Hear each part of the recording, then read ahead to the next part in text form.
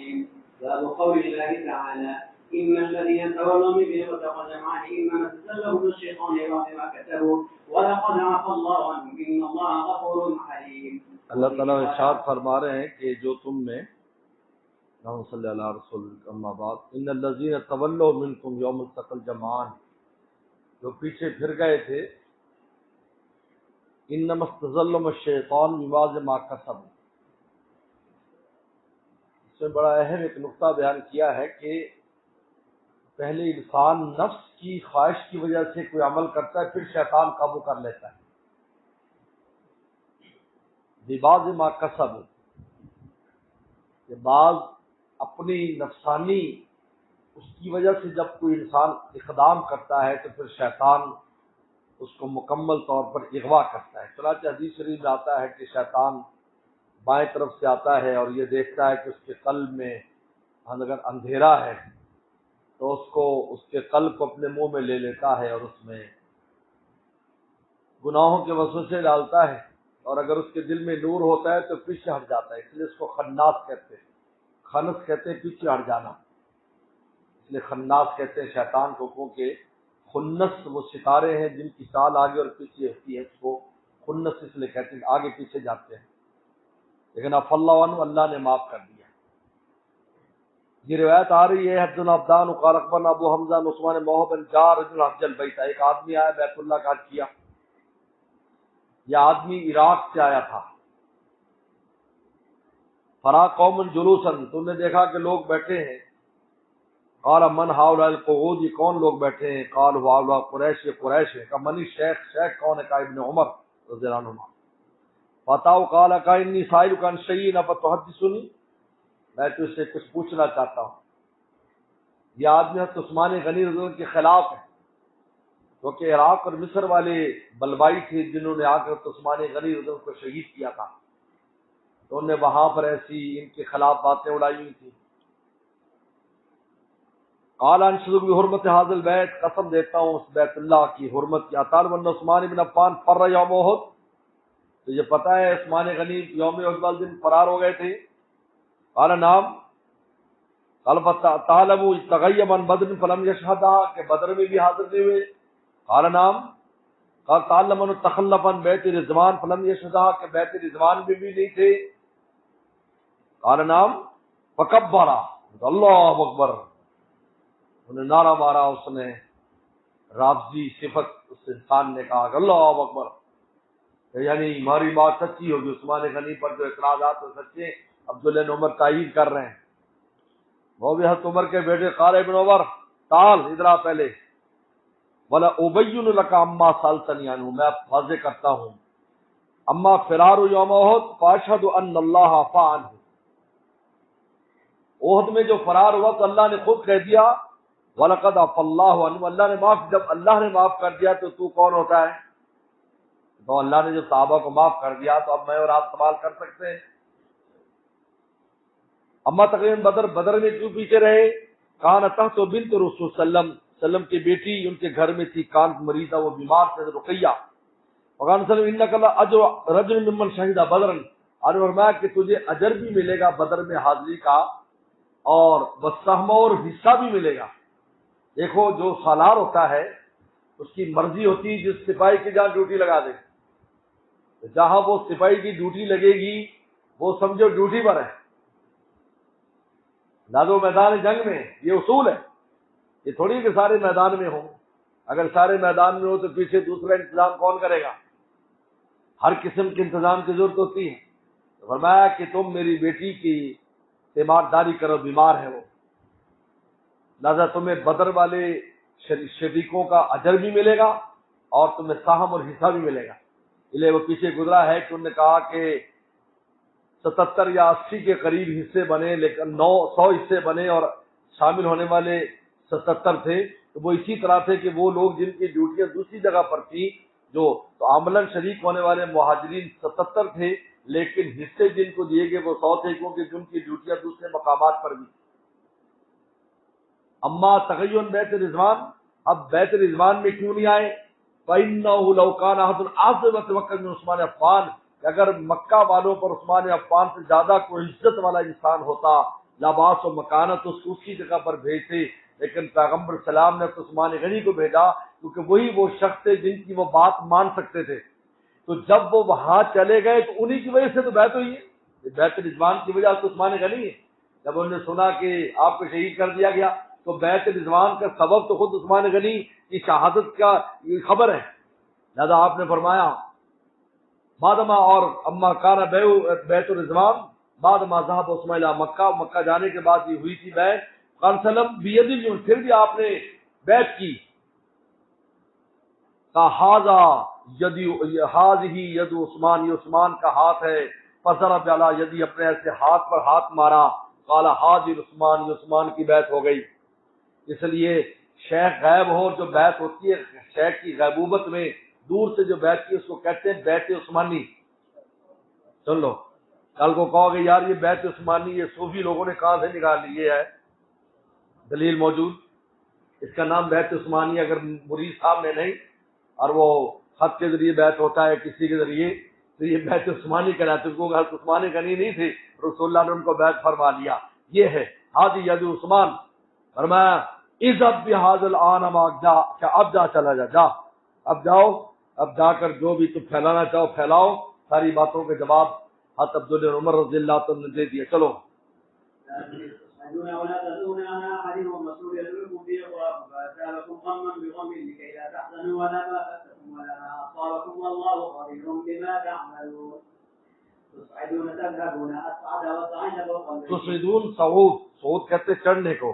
آپ نے اگر سعودی ایئر لائن میں سفر کیا ہو تو اس میں لکھا ہے وقت صعود الطائرہ، اوپر چڑھنے کا، اور حبوط الطائرہ اترنے کا۔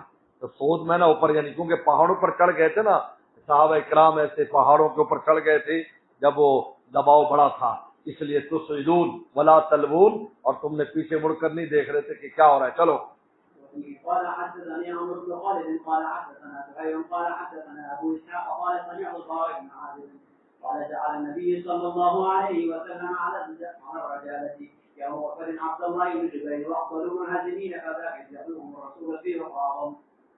چلو باب قوله ثم أنزل عليكم بعد الغم أمنة نعاسا يخشى طائفة منكم وطائفة قد همتهم أنفسهم يظنون بالله غير الحق ظن الجاهلية يقولون أننا من الأمر بشيء ثم الأمر كله لله يخفون في أنفسهم ما لا يبدون لك يقولون لو كان لنا من الأمر شيء ما قتلنا هؤلاء ولو كنا في بيوتهم لبرز الذين كتب عليهم القتل إلى مضاجعهم وليبتلي الله ما في صدوركم وليحقق ما في قلوبكم والله عليم بذات الصدور. اس آیت کو آیت خطب کہتے ہیں، عملیات کی زبان میں وہ آیت خطب ہے، جادو اور جنات کے لیے بہت مؤثر آیت ہے۔ سن لو، مفت میں مل رہی تمہیں بات، تمہیں اجازت بھی اس کو استعمال کرو، پڑھو، مریض پر پڑھو، اپنے لیے پڑھو، اپنے اوپر پڑھو، پانی دم کر کے دو، جتنی بھی صورتیں ہیں لکھ کر دو۔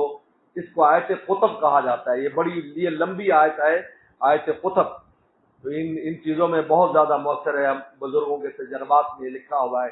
یہ آیت خطب ہے تو یہ اسی سے متعلق ہے کہ اللہ نے نواز طاری کر دی، نیند طاری کر دی، اونگ طاری کر دی، جس کی وجہ سے ساری تھکن ان کی دور ہو گئی۔ لیکن جو منافقین تھے وہ یہی کہتے رہے کہ کاش ہم یہاں نہ آتے، کاش ہم یہاں نہ آتے۔ میں نے بتایا یہ منافقین کا وہ طبقہ تو جو ظاہر باہر نہیں تھا، جو ظاہر باہر تھا وہ تو پہلے ہی واپس چلا گیا تھا۔ یہ طبقہ ہمت انفسہم، اور اللہ کے بارے میں بدگمانیاں کرتے تھے، اگر ہم یہاں نہ ہوتے وغیرہ وغیرہ، یہ سارے بات کو بیان کیا قرآن مجید نے۔ تو یہ والا آیت خطب ہے۔ چلو وقال لي قال حدثنا يزيد بن زريع قال حدثنا سعيد بن مسلم رضي الله عنه عن ابي طلحه قال كنت في من تغشه الناس يوم وقد حتى سقطت في يدي مرارا يسقط واخذه ويسقط واخذه، بار بار میرے ہاتھ سے تلوار گرتی تھی، میں اٹھاتا تھا پھر گر جاتی۔ ابو طلحہ فرماتے ہیں نواز طاری تھی، اس میں بالکل تازہ ہو جاتے تھے۔ اس کا مطلب ہے کہ کوئی لمبی نیند ضروری نہیں ہوتا، اگر تھوڑی سی نیند بھی ہو۔ ہمیں جب ہم بندوری ٹون پڑھا کرتے تھے تو وہاں پر نیند کی بڑی قلت ہوتی تھی۔ ہمارا سب سے محبوب مشغلہ ہوتا کہ نیند سونا مل جائے، کیونکہ وہاں رات 12 بجے تک تکرار وقت کیا ہوتا تھا۔ مفتی عبدالسمیع صاحب رحمۃ اللہ علیہ وہ نگرانی کرتے تھے، 12 بجے چھٹی ہوتی تھی اور پھر فجر میں بھی اٹھنا ہوتا تھا، بلکہ تہجد میں بھی اٹھتے تھے، جس طرح بھی ہے بہت۔ تو پھر اساتذہ یہ کہتے تھے کہ رات کو سوتے ہوئے جناب وہ آپ جو ہے یہ تسبیح فاطمی پڑھا کرو، 33 بار سبحان اللہ، 33 بار الحمدللہ، 34 بار اللہ اکبر، یہ پڑھ کر پھر تھوڑی سی نیند بھی ہوگی تو آپ بالکل تازہ دم ہو جائیں گے. تو اس سے خود پتہ چلتا ہے کہ وہ تھوڑی سی نیند میں ایسے ہو جاتے تھے جیسے پتہ نہیں کتنے عرصے سے انہوں نے آرام کیا. یہ چلو ليس لك من أمر شيء أو يتوب عليهم أو يعذبهم فإنهم ظالمون.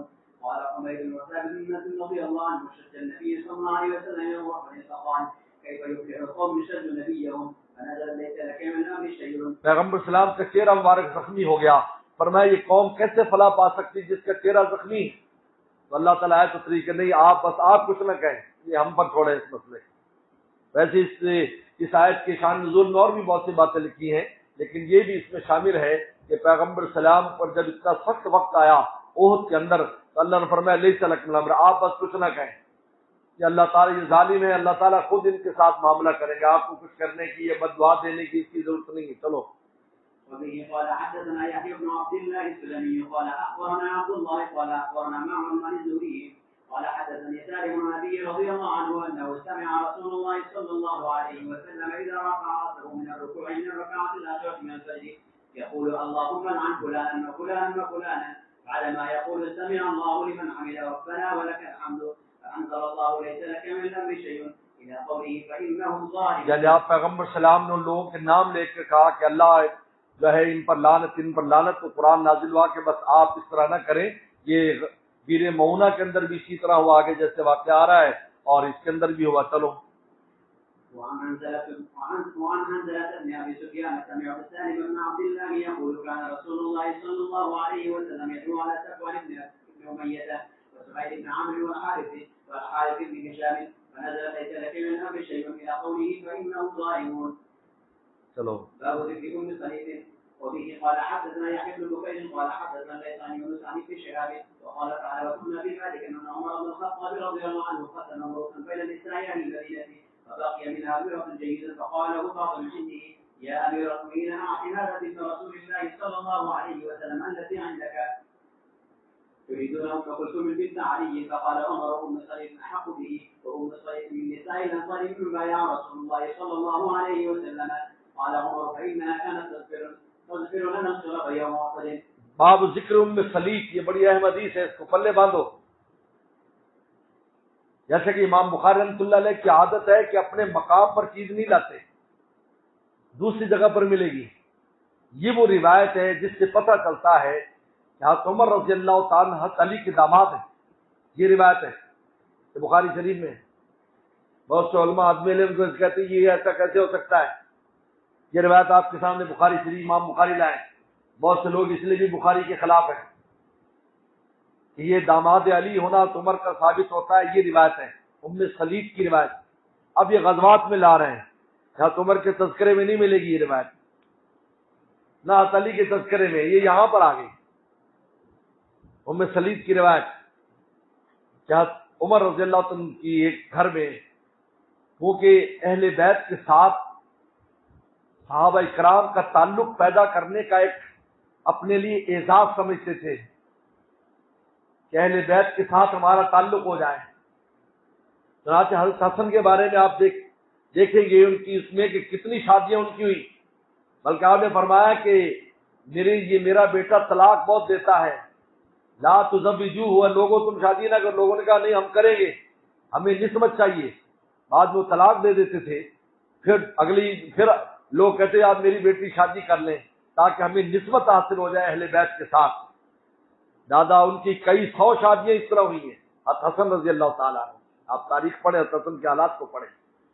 حضرت عمر رضی اللہ تعالیٰ عنہ نے بھی نکاح فرمایا حضرت علی کی بیٹی ام کلثوم سے جو فاطمہ الزہرا سے تھی، حضرت حسن حسین کی جو ہے رضی اللہ عنہ کی وہ بہن ہے. یہ یہاں اس کا ذکر ہے. فرماتے ہیں سال بن مال کہتے ہیں عمر الخطاب قسم مروثا بین سال مدینہ، کچھ چادریں آئی تھی وہ مدینہ کے عورتوں میں تقسیم کی. بقیہ منہا مرت جید، ایک بڑی خوبصورت چادر بچ گئی. فقال بعض من عنده، تو بعض لوگوں نے جو آپ کے پاس بیٹھے تھے مشورہ دیا، یا المؤمنین آت ھذا بنت رسول اللہ، آپ یہ رسول اللہ کی بیٹی کو دے دیں، التی عندک، جو آپ کے گھر میں ان کو دے دیں گے. یریدون ام کلثوم بنت علی، مراد ام کلثوم بنت علی تھی. آگے صاحب لفظ موجود ہے. فقال عمر رضی اللہ عنہ کہ ام سلیط احق کو بھی کہا نہیں میں ام سلیط کو دوں گا، زیادہ حقدار ہے۔ اب وجہ بیان کی کہ حقدار کیوں ہے، یعنی یہاں لانے کی، اس حدیث کو یہاں لانے کی وجہ یہ ہے کہ ام سلیط من نساء الانصار، یہ انصاری عورت تھی، ممن باء وسلم جن نے رسول اللہ سے بیعت کی تھی۔ فقال عمر فانها كانت تغفر لنا القرب يوم احد، کہا کہ یہ مشکیزیں پانی کے بھر کے لاتی تھی احد والے دن اور زخمیوں کو اور مجاہدین کو پلاتی تھی، تو ان کی چونکہ بڑی خدمات ہے احد کے جنگ کے اندر، اس لیے میں یہ خوبصورت چادر ام سلیط کو دوں گا۔ اس لیے امام بخاری اس واقعے کو غزوہ احد کے اندر لے کر آئے، لیکن اس کے اندر حضرت عمر رضی اللہ عنہ کے گھر میں حضرت علی کرم اللہ وجہ کی بیٹی کا ہونا بالکل صاف موجود ہے۔ چلو یہ حضرت حمزہ رضی اللہ عنہ کی شہادت کا واقعہ آ رہا ہے، کیونکہ یہ شہادت آپ کو پتا ہے کہ پیغمبر صلی اللہ علیہ وسلم کو شہادت کا بہت صدمہ اور غم ہوا تھا، اور یہ واشی سے یہ کام واشی کے ذریعے ہوا۔ اب اس روایت کو ذرا دیکھیں، میں ساتھ ساتھ پڑھتا ہوں۔ حدثنا ابو جعفر محمد عبد اللہ قال حدثنا حسین بن مسنہ قال حدثنا عمر عبد العزیز بن عبد اللہ بن ابی سلمان عبد اللہ فضل بن اسحاق عن جابر بن عمرو بن امیہ زمری قال خرجت مع عبید اللہ بن عدی بن خیار، کہتے میں عبید اللہ بن عدی بن خیار کے ساتھ نکلا، یہ عراق گئے، یہ یہاں سے عرب سے عراق گئے لوگ۔ فلما قدمنا حمص، جب حمص پہنچے شام کے طرف، قال عبید اللہ نے مجھ سے کہا هل لك فی واشی، شام گئے یہ لوگ کہ آپ واشی سے ملے، اس ساتھی سے کہا عبید اللہ نے، نسل قتل حمزہ کی شہادت کا قصہ پوچھتے ہیں ان سے۔ قلت من کا ضرور، کانا واشی یسکن حمص، یہ حمص میں رہتے تھے۔ فصلنا، ہم نے لوگوں سے پوچھا کہ بھئی یہاں واشی کہاں رہتے ہیں، رضی اللہ عنہ، قیل لنا وذاک فی ظل قصرہ، کہا کہ یہ اپنے محل کے سائے میں، ویسے کیا کرتے تھے، ان کا یعنی اونچا مکان تھا تو اس کی دیوار کے سائے کے نیچے تخت لگا کر بیٹھ جاتے تھے، اور لوگ آ کر ان سے ملاقات، صحابی رسول تھے، لوگ ان سے آ کر ملاقات کرتے تھے، اور خاص طور پر حمزہ کی شہادت پوچھا کرتے تھے کیسے یہ واقعہ پیش آیا۔ یہ کنو حمیت میں نا بھاری جسم ہو گیا تھا، مشق کو کہتے، مشق گویا کہ مشق یعنی بہت بھاری ہو گئے تھے جسم کے اعتبار سے، بوڑھے ہو گئے تھے تو بھاری جسم، حمیت کہتے ہیں، مشق کو کہتے ہیں حمیت۔ قال فجینا حتی وقفنا یسیر، ہم گئے اور تھوڑی دیر میں وہاں پر کھڑے ہو گئے، سلمنا پر ہم سلام کے، سلام کے بعد قال عبید اللہ نے کہا محتجز بعمامتہ، جبکہ عمامے سے منہ چھپایا ہوا تھا، انہوں نے ایسے ناک سے، کیونکہ سفر کر کے آئے نا تو اپنے وہ ناک منہ چھپا لیتے تھے گرد و غبار کی وجہ سے۔ ما یرا واشی اللہ عینی و رجلہ، وہ صرف آنکھیں اور پاؤں دیکھ سکتے تھے ویشی، بس اتنا چھپا ہوا تھا۔ عبید اللہ نے کیا کہا، قال عبید اللہ یا واشی اتعریفونی، آپ مجھے پہچانتے، یہ ہو ذرا، فنظر الی، سے دیکھا ان کو، ثم قال لا واللہ، کہا کہ میں نہیں پہچانتا تو کون ہے، لیکن انی عالم ان عدی بن خیار تزوج امرأۃ، کہ عدی بن خیار نے ایک دوسری شادی کی تھی، عدی بن خیار نے، یقال ام قتال بنت ابی العیس، ان کا نام ام قتال تھا، فلو غلام مکہ، اس کا ایک بچہ پیدا ہوا تھا مکہ میں، کنت استظل لہ، میں اس بچے کو دودھ پلوانے کے لیے لے جایا کرتا تھا، فحملت ذال غلام مع امہ، تو میں نے ایک دن اس غلام کو اس کی ماں کے ساتھ سوار کرایا، اچھا وہ جب دودھ تو وہ لپٹا ہوتا تھا کپڑوں میں، تو وہ جا کر اس کو دے دیتے تھے دائی کو، وہ دودھ پلا دیتی تھی، پھر واپس لا کر جو ہے گھر میں ان کی اماں کو دے دیتے تھے۔ لیکن ایک دن وہ اوپر سوار ہوئی نا ان کی والدہ، تو انہوں نے ایسے پکڑایا تو اس بچے کے پاؤں ننگے ہو گئے، اس چھوٹے کے بچے سے پاؤں ننگے ہو گئے جب ان کو پکڑایا۔ فناول تو میں نے وہ بچہ اس کو دیا، فلقال انی نظرت الی قدمیک، فرمایا تیرے پاؤں اس بچے کے ساتھ ملتے ہیں، تیرے پاؤں، کیا حذاقت تھی ان لوگوں میں، ذکاوت دیکھے کہ تیرے پاؤں سے پتہ چلتا ہے وہ عبید اللہ ان کا نام تھا، یہ وہی عبید اللہ ہے۔ فکشف وجہہ، اب انہوں نے اپنے چہرے سے کپڑا اتار دیا، پھر کہا قال لا تم بقتل حمزہ، کہا کہ حضرت حمزہ کے قتل کے بارے میں بتاؤ، کہا نام، کَإِنَّ حمزہ قتل طعیمۃ ابن عدی بن الخیار ببدر، کہ طعیمہ حمزہ نے طعیمہ بن عدی بن خیار کو بدر میں قتل کیا تھا. قال علی مولایا، تو میرے مالک جبیر بن مطعم نے کہا تھا، ان قتلت حمزہ بعمی فانت حر، اگر میرے چچا کے بدلے میں تو قتل کر دے حمزہ کو تو آزاد ہے. اچھا، یہاں پر راوی سے کچھ غلطی ہو گئی ہے، وہ یہ ہے کہ یہ طعیمۃ بن عدی بن خیار نہیں ہے، کیونکہ طعیمہ جو ہے یہ عدی جو ہے یہ اوپر ہے بڑے. اس عدی کے دو بیٹے ہیں، ان میں ایک تو ہے مطعم جو جبیر کے والد ہیں، ایک مطعم ہے، اور دوسرے ان کے بیٹے طعیمہ ہے. کون ہے؟ طعیمہ.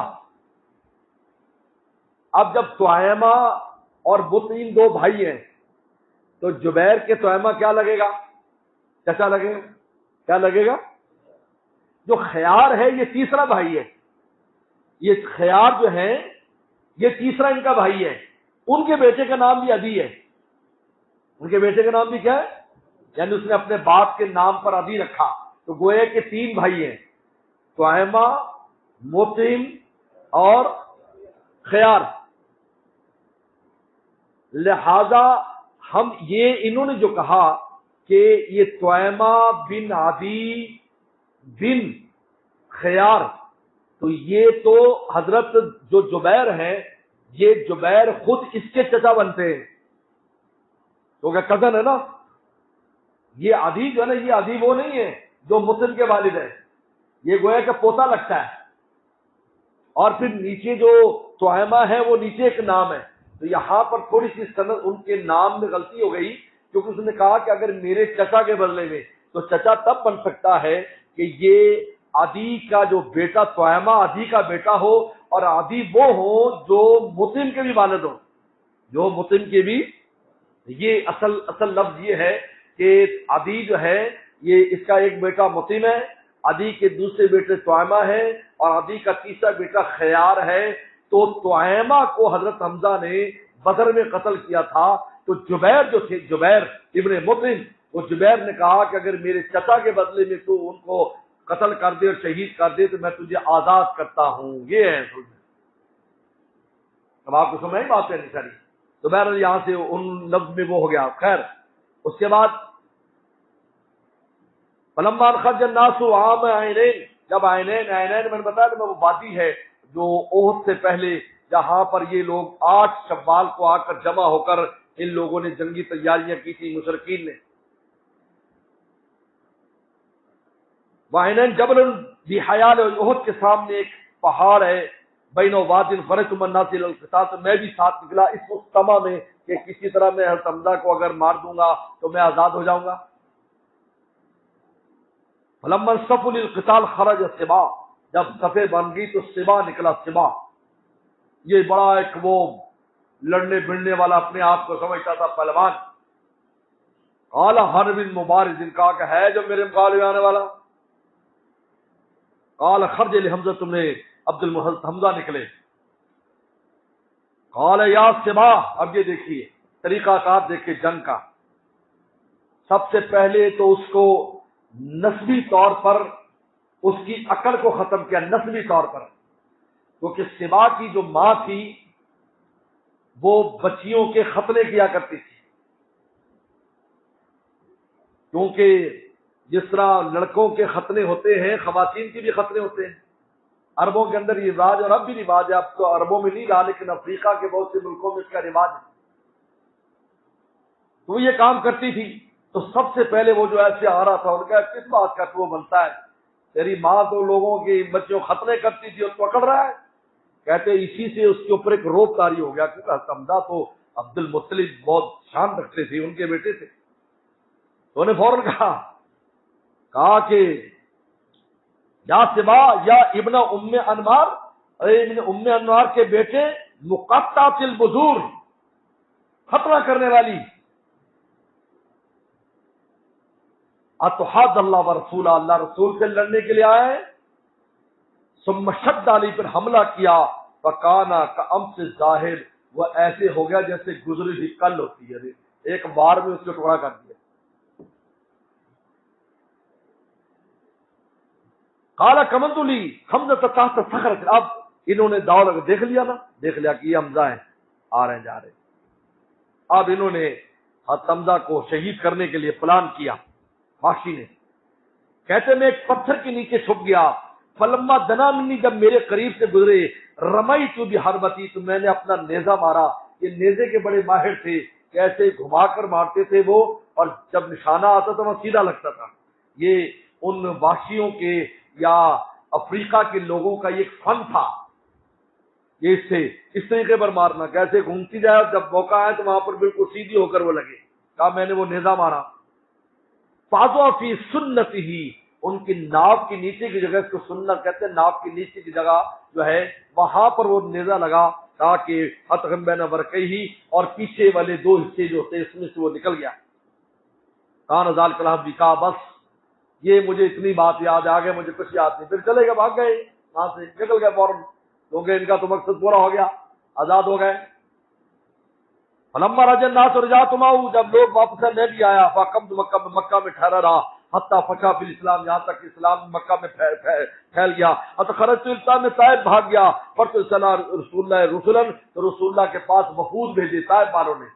پہلے آیا طائف کے اندر بھی بہت تنگ کیا انہوں نے، لیکن بعد میں جب دیکھا کچھ بس نہیں ہے تو پھر حضور صلی اللہ علیہ وسلم کے پاس انہوں نے پیغمبر السلام کی بہن کو بھیجا، شیمہ کو بھیجا، شیمہ حلیمہ سعدیہ کی بیٹی کو بھیجا سفارش کے لیے۔ وہ پورا قصہ آگے آئے گا غزوہ اوطاس وغیرہ میں۔ فقیل علی، مجھے کہا کہ انہ لا یہید الرسل، کہا کہ پیغمبر السلام جو وفد آتا ہے اس پر کبھی غصے نہیں ہوتے، تو اس وفد میں گھس جا، تو اب اس کو سننے میں کہاں جاؤں۔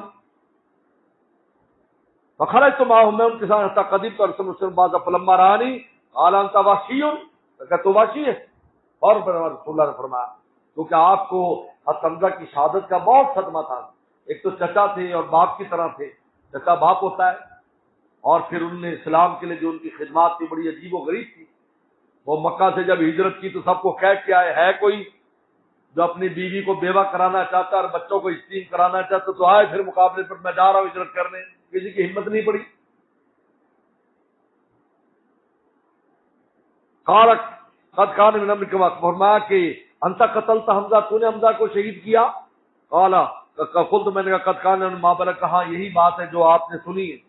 قال فلتسلم تغیب وجهك عني، کہا کہ تو یہ صلاح کر، ہمت رکھتا ہے کہ اپنا چہرہ مجھ سے غائب کر دے، ایمان تو لے آیا ہے لیکن دوبارہ تو نے نظر نہیں آنا، کیونکہ اس سے ان کو ایذا رسول اللہ کو پہنچتی، اور آپ کو پتا اللہ کو رسول کو ایذا پہنچے گی تو ان کے ایمان سلب ہونے کا خطرہ ہے۔ پر میں میرے سامنے اب دوبارہ نہیں آنا، تم نے چلے جاؤ۔ فخرجت، میں چلا گیا۔ فلما قبض وسلم خرج مسلمہ، جب یہ ہوا تو مسلمہ وسلم دنیا سے چلے گئے تو مسلمہ کذاب نکلا، کیونکہ آپ نے فرما دیا تھا کہ آپ نے دو جناب وہ دیکھے، اپنے ہاتھ میں دو چوڑیاں دیکھی، اور چوڑی جو ہے نا مرد کے ہاتھ میں یہ غم کی علامت ہوتی ہے، تو آپ کو بڑا غم ہوا چوڑی دیکھ کر، تو کسی نے فرشتے نے کہا کہ پھونک مارو، پھونک مارا، دوڑ گئی۔ تو صحابہ نے پوچھا کیا تعویل ہے؟ پر میں دو کذاب نکلیں گے زندگی میں، میرے دو کذاب نکلیں گے، وہ کہیں گے ہم نبی ہیں لیکن وہ آسانی سے ختم ہو جائیں گے، پھونک مار کے اڑ گئے نا، پھونک سے ہلکی چیز اڑتی ہے۔ چنانچہ ان میں ایک مسلمہ کذاب بھی تھا، یہ پورا قصہ اس کا آگے آئے گا، رسول اللہ صلی اللہ علیہ وسلم کی زندگی میں نکلا ہے، اور دوسرا اسود انسی تھا، یہ یمن میں تھا، اور یہ مسلمہ کذاب بنو حنیفہ قبیلے کا تھا۔ فخر الکذاب قلت لا خرج اللہ مسلم علی یقتلہ، اب یہ تو بہت دور رہتے تھے ادھر کہیں شام میں، ان کو پتا چلا کہ مسلمہ نے نبوت کا دعویٰ کیا، تو یہ نکلے، کہتے میں نکلا تاکہ شاید میں اس کو قتل کر سکوں، فاکافی بھی حمزہ، تو حمزہ کا کوئی عوض ہو جائے، کوئی عوض ہو جائے، یعنی کوئی کارنامہ مسلمان ہونے کے بعد بھی میں انجام دے دوں۔ فخرجت من الناس، میں لوگوں کے ساتھ نکلا، کان من ما کان، جو تھا وہ ہوا، یعنی 600 صحابہ اکرام جو ہے وہ شہید ہو گئے اس کے اندر، 1200 کل صحابہ شہید ہوئے اس میں۔ ختم نبوت کے عقیدے کی حفاظت میں 1200 صحابہ نے سیدنا صدیق اکبر زمانے میں شہادت دی، 1200 صحابہ۔ لوگ اس ختم نبوت کے مسئلے کو معمولی سمجھتے ہیں۔ میں ایک جگہ پر ایک ملک میں تھا تو وہاں پر مجھے پتہ نہیں تھا کہ وہ قادیانی بیٹھا ہے، وہ کہنے لگا جی یہ تو مولویوں کی چودھری سے مولویوں نے بات ختم نبوت والی بنا دی جی۔ انہیں سمجھا کہ وہ چونکہ کہیں جائیں تو پیر صاحب ہیں، تو پیر تو جو ہے نا وہ آپ کو پتہ ہے پیروں کا جو حال ہے، تو اس کو یہ پتہ نہیں تھا مولوی صاحب بھی ہیں، یہ پتہ نہیں تھا۔ اکثر دھوکہ کھا جاتے ہیں تو چھیڑ چھاڑ کر بیٹھتے ہیں، پھر جان چھڑانا مشکل ہو جاتی ہے۔ کچھ اندازہ آپ کو بھی ہو گیا ہوگا۔ ان چیزوں موضوعات پر تو اللہ کا شکر ہے اپنے جیل میں رکھتے ہیں جو کچھ رکھنا چاہیے۔ تو مجمع تھا اچھا خاصا، بولے گا جی دیکھو جی یہ پیر صاحب جی، بزرگوں جی، حضرت صاحب، وہ پنجاب کا تھا کوئی۔ میں نے کہا یار وہ سیدنا صدیق اکبر رضی اللہ تعالیٰ عنہ 14ویں صدی کا مولوی تھا، ذرا بتانا۔ او نہیں ٹھیک ہے جی، ٹھیک ہے جی، روٹی شروع کراؤ، روٹی شروع کراؤ، اس بات سے کہہ رہا ہے روٹی شروع کراؤ۔ یہ دیکھو 1200 صحابہ، ایک دن میں 600 صحابہ اکرام شہید ہوئے، 600 حافظ قرآن ایک دن میں۔ اس لیے کہ رسول اللہ کے اگر کی ختم نبوت کی حفاظت نہیں تو سب چیزیں، یہ ساری چیزیں منسوخ سمجھی جائیں گے نا۔ بولو یہ منسوخ سمجھے، دسنا ہو رہا ہے، منسوخ سمجھا جائے گا۔ آپ کی یہی شان ہے جو قیامت تک کے لیے آپ کی ہر شان کی محافظ ہے۔ یہ ایسا نہیں ہے کہ یہ کوئی اختیاری چیز ہے اور مرضی ہے رکھے یا نہ رکھے، عقیدہ ایسی بات نہیں ہے۔ فیضار جو کام فی سلبت جداری، تو نے دیکھا واشی نے ایک بہت موٹا تازہ آدمی جو ہے وہ جدار، کیونکہ صحابہ حملہ کر رہے تھے تو ایک جگہ سے کچھ دیوار ٹوٹ گئی تو وہ دیوار پر چڑھ گیا، کیونکہ باہر نکل آئے تھے، پہلے اس کا قلعہ تھا، تو پھر وہ وہاں سے لوگوں کو کر رہا تھا مارو مارو، تو وہ سب اس کے جو ماننے والے تھے وہ تو اس کو نبی مانتے تھے، تو اس کے سامنے وہ خوب قربانی اپنی دے رہے تھے۔ کانو جمل اورک، گویا کہ اونٹ ہے راکھی رنگ کا، راکھی اونٹ، وہ گرد و غبار کی وجہ سے وہ ایسے تھا راکھ کے اندر وہ مٹی میں، اور لیکن اتنا بڑا تھا جیسے کہ اونٹ ہوتا ہے، سائر راست اور سر کے بعد اس کے بکھرے ہوئے تھے، کیونکہ صحابہ اکرام میں کئی دن سے گھیرا ہوا تھا، اس کو اپنا ہوش بھی نہیں تھا کھانے پینے کا، تو ایسے بال بھی بکھرے ہوئے تھے۔ فرمیتہ بحربتی، اور بس نے چلایا اپنا حربہ، اپنا برچھا پھینکا، فاتو بین صدیہ، میں نے اس کے سینے کے اندر جو ہے دونوں پستانوں کے درمیان اس کو مارا، خرجت من بین کتفیہ، تو پیچھے سے نکل گیا، دونوں کندھوں کے درمیان سے اس کے نکل گیا۔ وَبَصَبَ إِلَيْهِ رَجُلٌ مِّنْ أَنصَارٍ، تو اس نے وہ جب نیچے گرا تو ایک انصاری صحابی آگے بڑے اور فضل بِسِلَ حامت، اس کے سر پر تلوار ماری اور سر کے 2 ٹکڑے کر دیے۔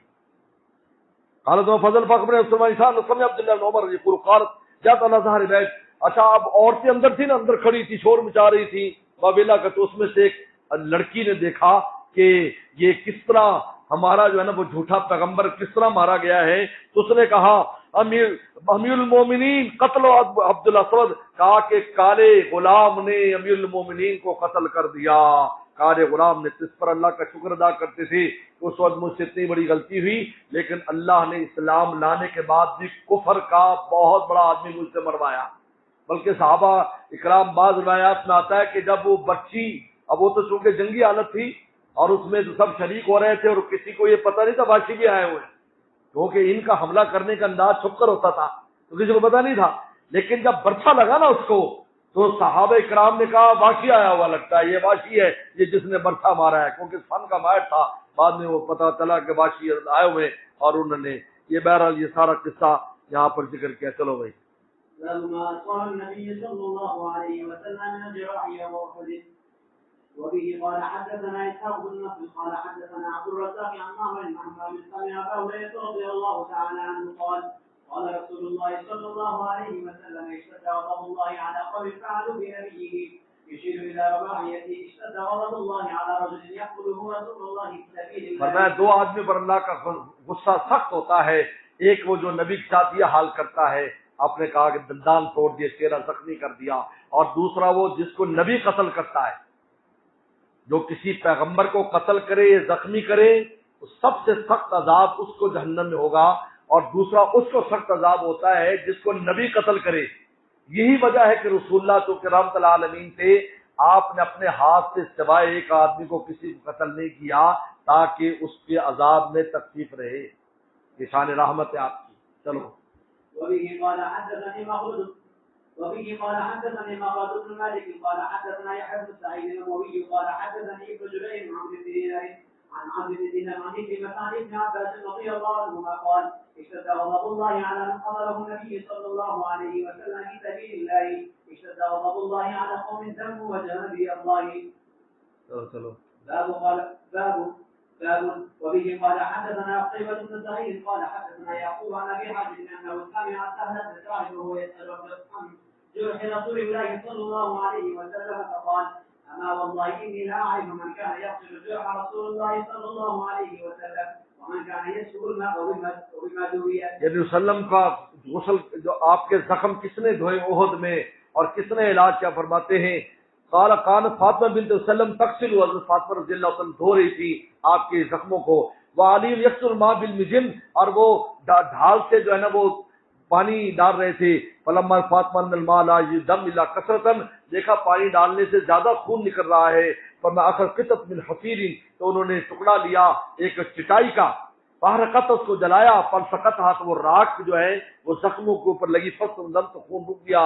وقص روایت یوم دن، آج کی روائی اگلے دو دان ٹوٹ گئے، جو آپ کا چہرہ زخمی ہو گیا. اس بیض والا راسی، اور آپ کے سر پر جو خود تھا وہ ٹوٹ گیا، کیونکہ تلوار سیدھی ماری تھی سر کے اوپر، اور وہ خود جو ہے وہ اندر ہو گیا، اور اس کی کڑیاں رسول اللہ صلی اللہ علیہ وسلم کی گال مبارک میں چپ گئی، اور دندان بھی آپ کے شہید ہو گئے. چلو. وبه قال حدثني عمرو بن علي قال حدثنا ابو عاصم قال حدثنا ابن جرير عن ابن دينار عن عكرمة عن ابن عباس رضي الله عنهما قال اشتد غضب الله على من قتله النبي واشتد غضب الله على من سمى وجه رسول الله. باب الذين استجابوا لله والرسول. یہ جب ان کو پتہ چلا کہ وہ واپس آنے کے ارادہ رکھتے ہیں تو آپ نے فرمایا کون میرے ساتھ؟ 70 صحابہ جو زخمی تو تیار ہو گئے، ہم جائیں گے. ان کو لے کر پیچھے گئے ہمارا لسد تک، لیکن ان کی ہمت نہیں پڑی کہ وہ آئیں.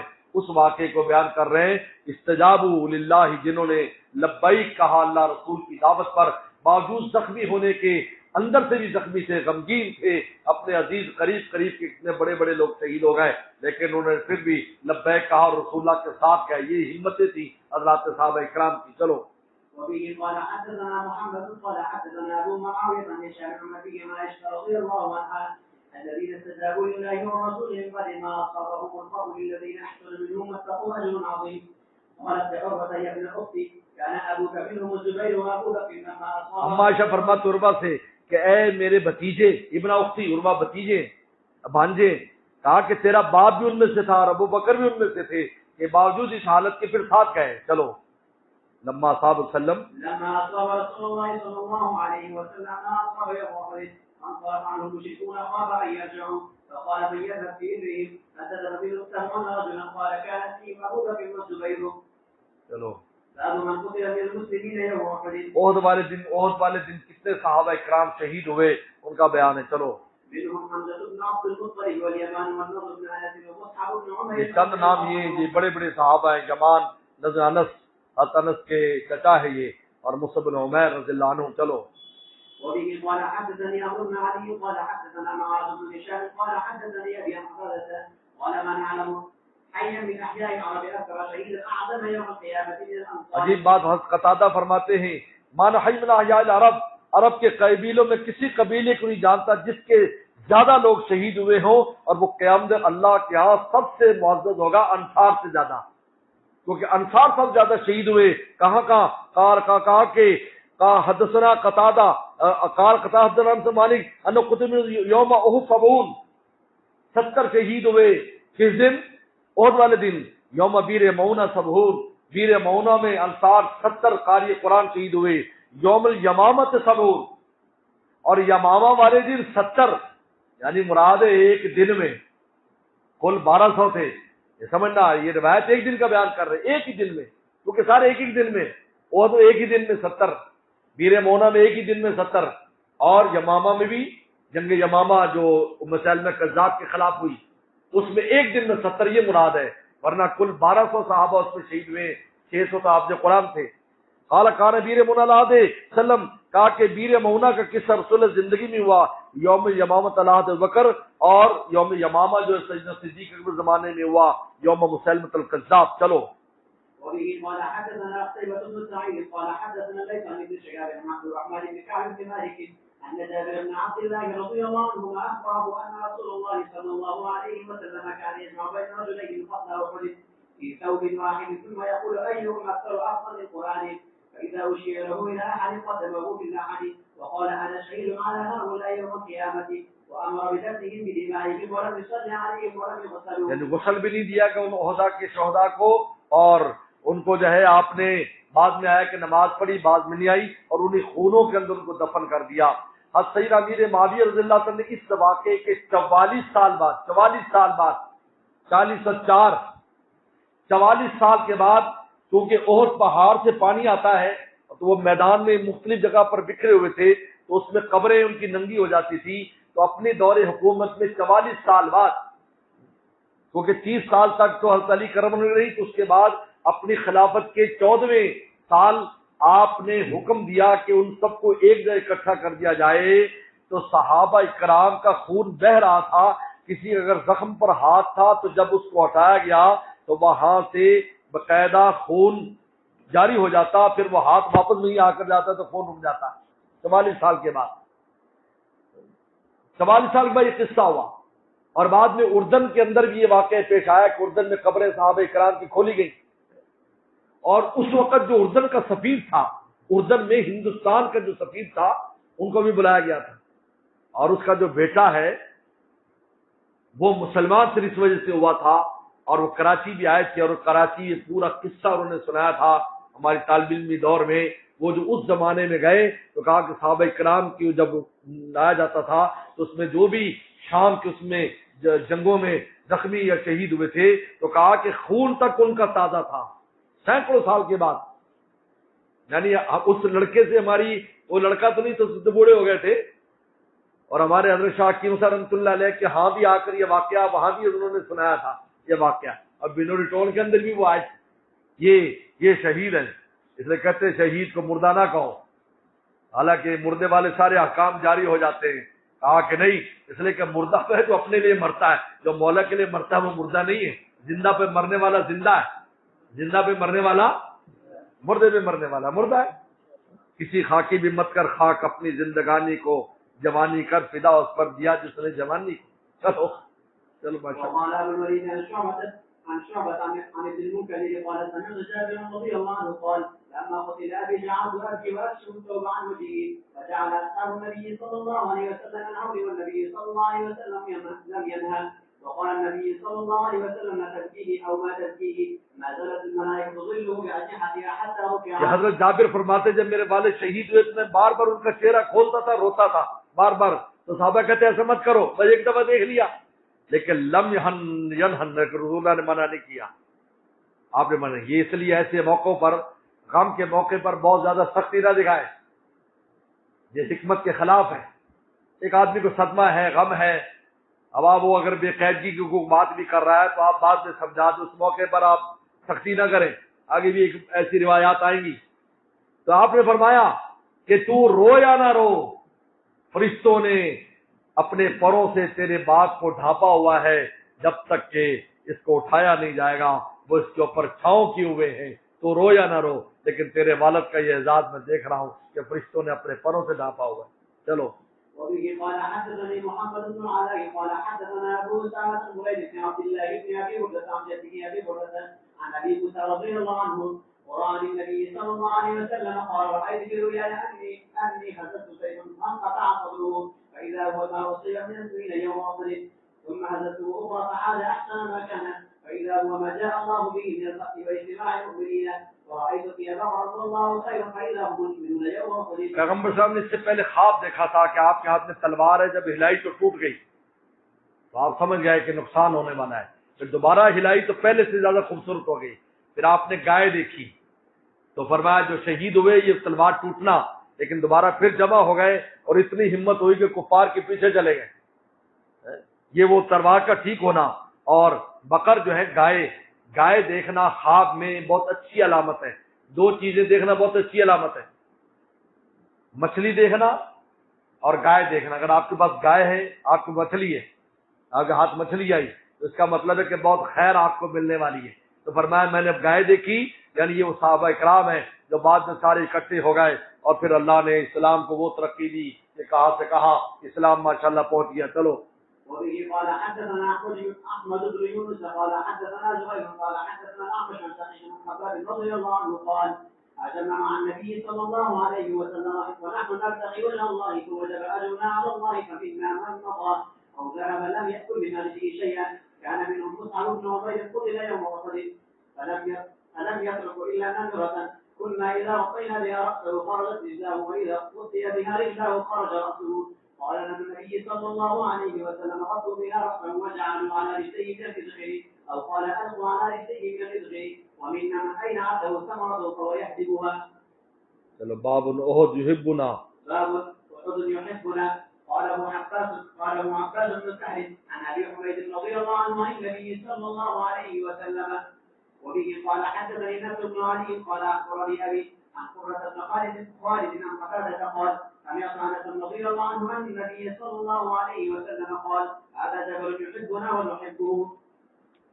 وبه قال حدثنا عبد الله بن يوسف قال اخبرنا مالك بن عمرو مولى المطلب عن انس بن مالك رضي الله عنه ان رسول الله صلى الله عليه وسلم طلع له احد فقال هذا جبل يحبنا ونحبه اللهم ان ابراهيم حرم مكة واني حرمت ما بين لابتيها.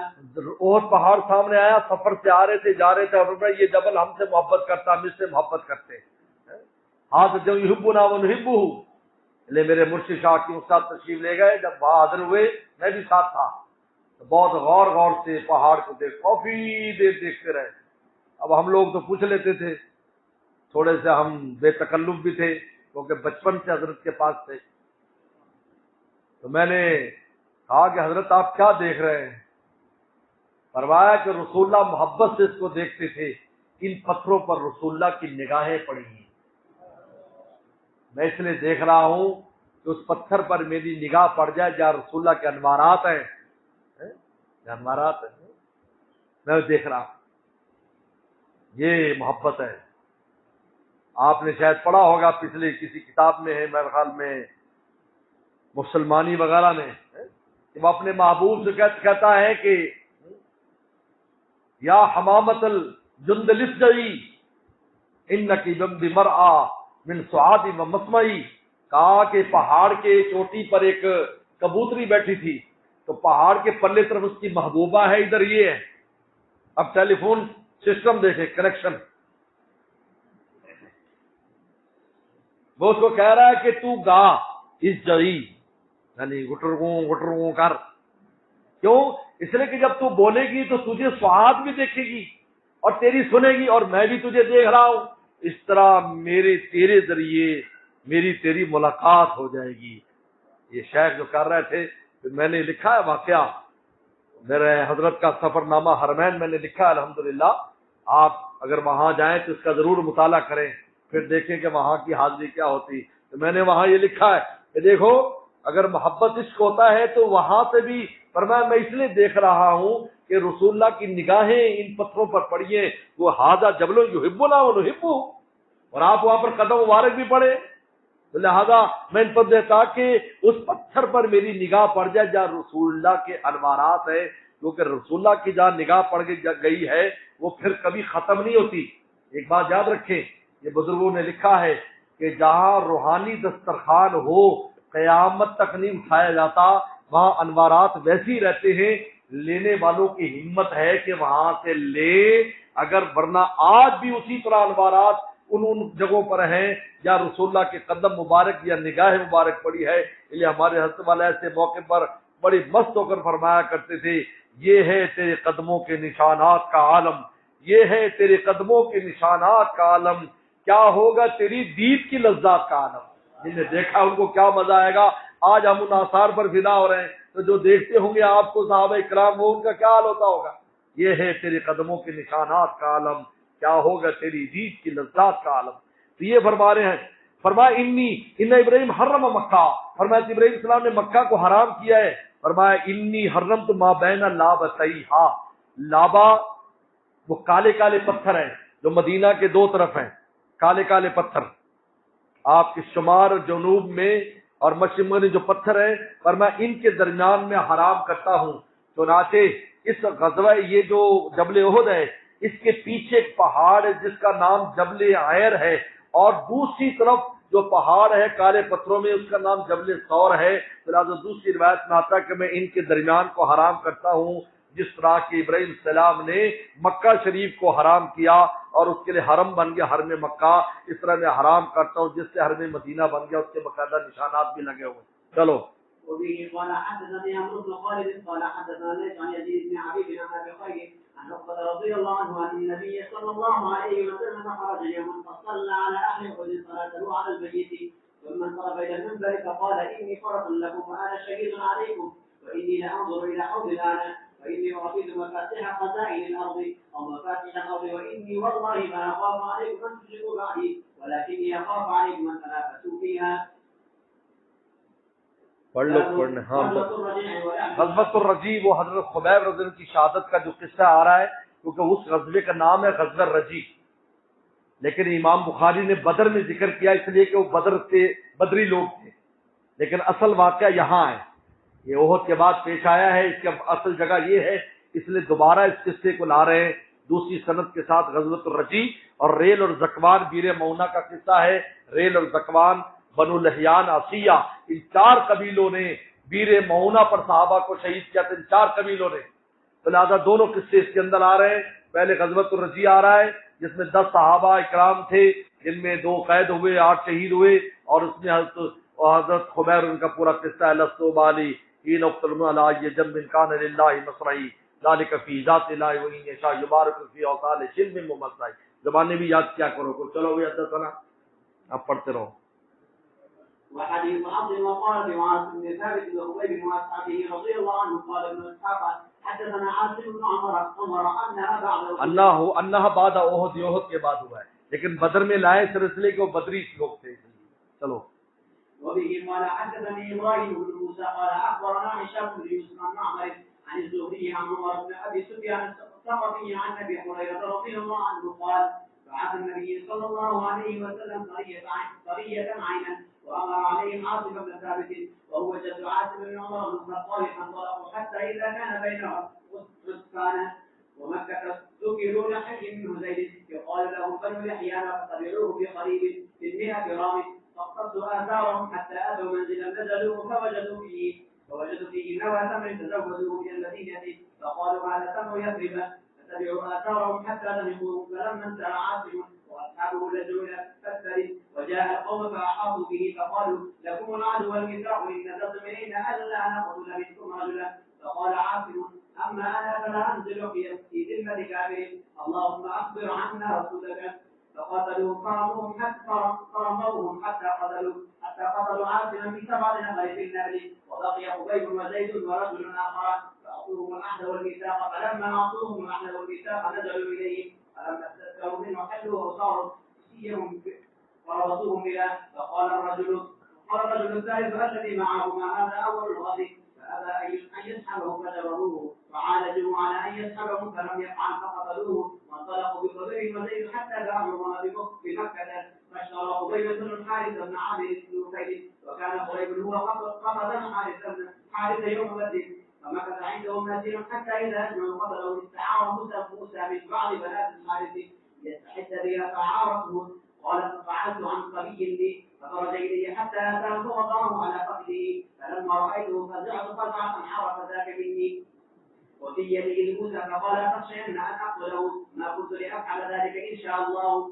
وكانت تقول ما رأيت أسيرا قط خيرا من خبيب لقد رأيته يأكل من خسف عنب وما بمكة يومئذ ثمار وإنه لموثق في الحديد وما كان إلا رزق رزقه الله فخرجوا به من الحرم ليأخذوه فقال دعوني أصلي ركعتين ثم انصرف إليه فقال لولا أن تستنكروا أن ما في شجرة من الموت لزدت فكان أول من سن ركعتين عند القتل هو ثم قال اللهم احصهم عددا ثم قال ما إن أبالي حين نقتل مسلما على أي شق كان لله نصرعي وذلك إذا بالإله وإن يشاء يبارك على أوصار شجر ممزعين ثم قام إليه عقبة بن الحارث فقتله وبعث قريش إلى عاصم يؤتوا بشيء من جسده يعرفونه وكان عاصم قدرا عظيما من عظمائهم يوم بدر فبعث الله عليهم مثل الظلة من الدبر فحملتهم من رسلهم فلم يقدروا منه على شيء.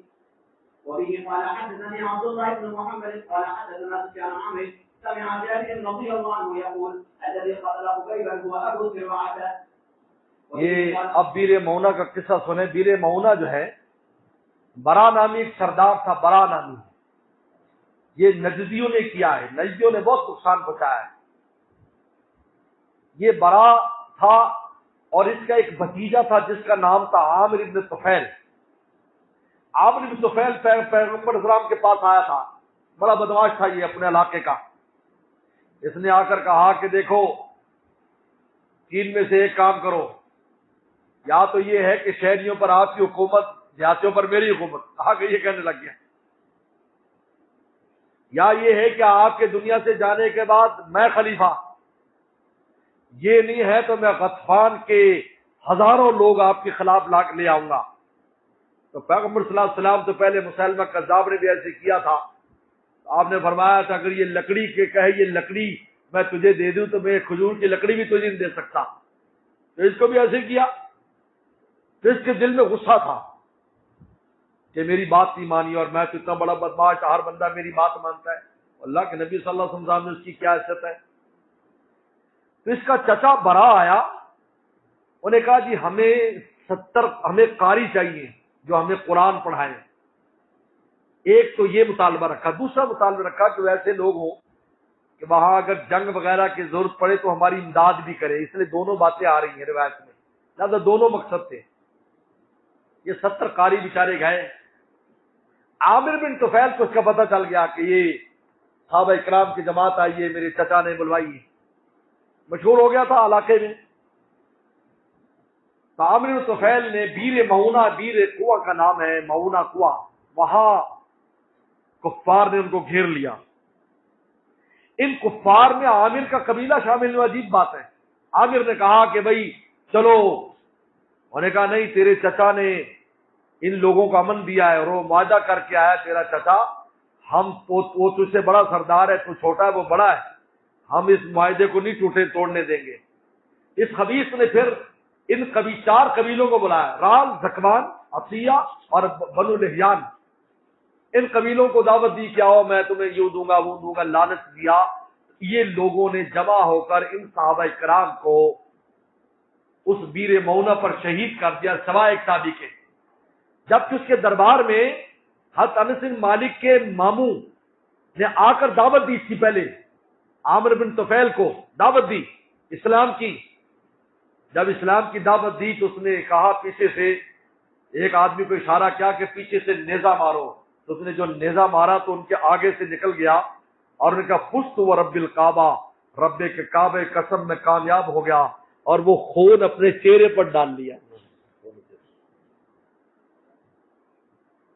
فست و رب الکعبہ کہتے ہیں اس لفظ نے بہت لوگوں کو اسلام کی روشنی دکھائی کہ یار یہ کیا بات ہے کہ ایک آدمی مر رہا ہے اور پھر کہتے ہیں میں کامیاب ہو گیا. یہ وہ کون سی ایسی کامیابی ہے.